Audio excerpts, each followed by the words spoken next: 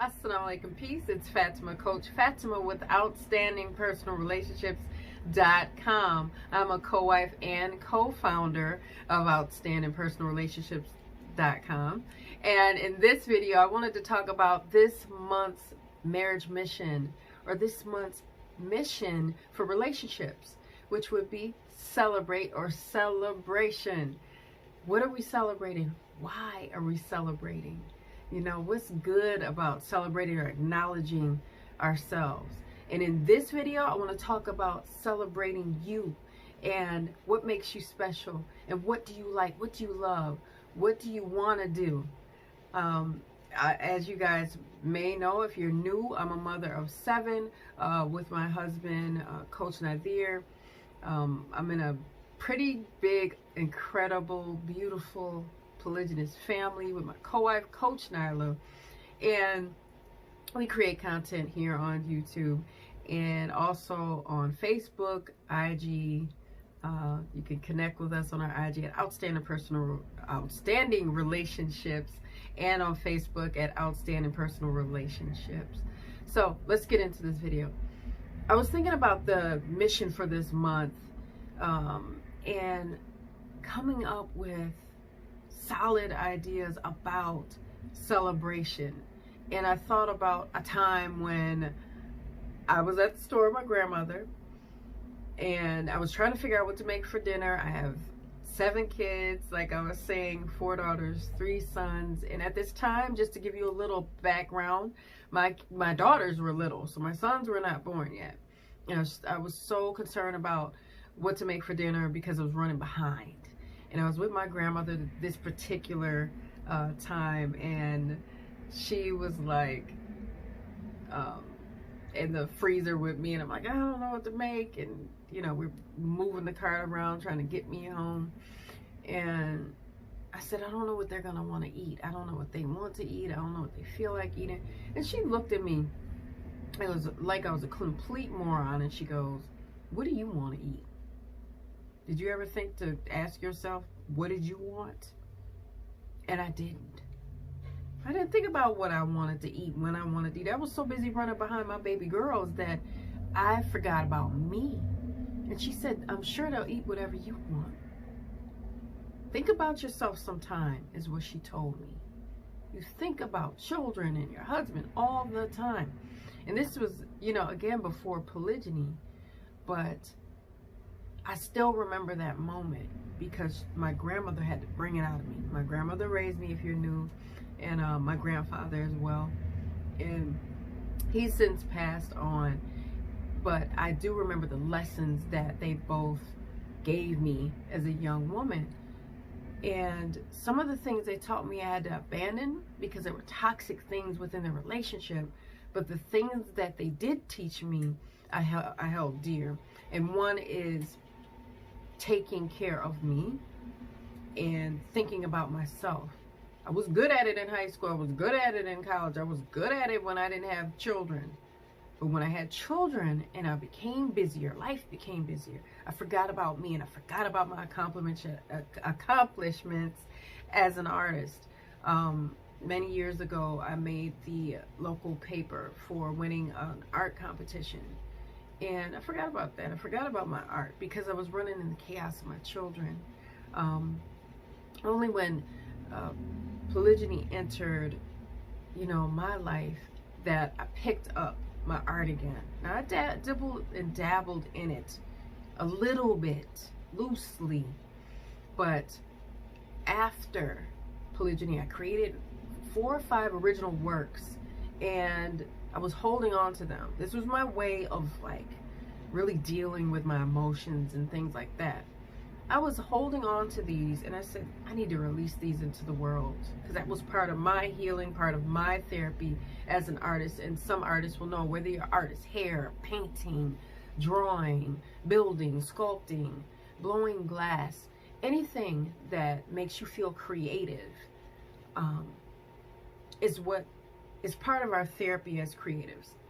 So I gave those pictures to the 4 or 5 very close friends of mine, and I released my art into the world.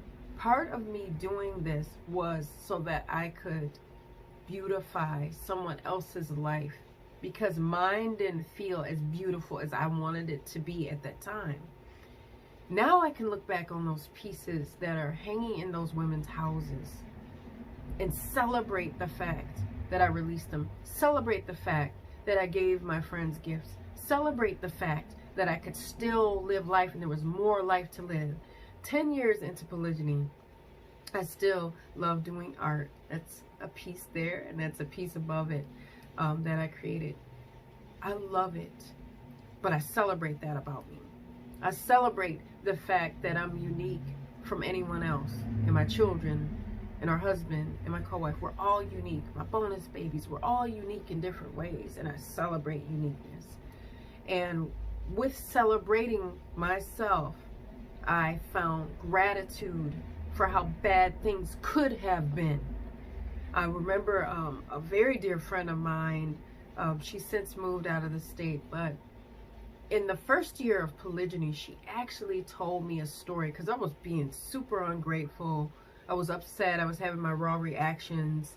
I wasn't my best self. I wasn't the person that sits here on video for the world to see many years ago. That wasn't me. I had to do a lot of work, years and years of work and fine tuning, and I'm still working. That work won't stop. But I remember a story, and I'm like, oh, I could understand. It was like a point, a plateau I hit of negativity. And I said, I could understand if my husband passed away, because then I could explain that. I could explain death because I could understand death. I could not understand at that time. I couldn't understand polygyny. I couldn't wrap my head around it. Basic concepts, loose understanding, yes. Seeing the need for it, yes. I understood that, but I didn't see where it would be in my life as a wife. Now, I could see where he could do it, or where he would be the man of the job, but that's why I feared it so much, because I knew he could do it. I had every confidence that he could. So when he did, I started to forget about me and celebrating what I loved about me. I was so focused on everything else that was negative. I lost the ability to be grateful for what I had in my life. So my friend said, she said, you know what, Fatimah, I had a brother that passed away in a car crash. Now, I never knew this. This sister is a little bit older than myself, maybe by, I'll say a little. She's under 20 years older than me. But she's one of the most knowledgeable women I've ever met. And she said to me, when my brother passed away, and he passed away overseas, this sister's from overseas, she said, my sister-in-law came to me and she was distraught. This is her checking me on my ungrateful spirit and energy. She said, my sister-in-law came to me and she said, I don't care if he had 4 wives. I just want him back. This is the woman that didn't want to share her husband initially. But when she said that, it changed me, because I was grateful that my husband was alive and well and present in my life. And I said to myself in that moment, who did I think I was to be ungrateful that he's here, he's practicing polygyny. I might not like it, but he's here. He hasn't went anywhere for 10 years. He hasn't went anywhere for 30 years, 25 of my marriage and 10 of polygyny. It's a long time to love and invest and be present and purposeful in your family as a man. I don't come from that. I did not have that. My father was in and out.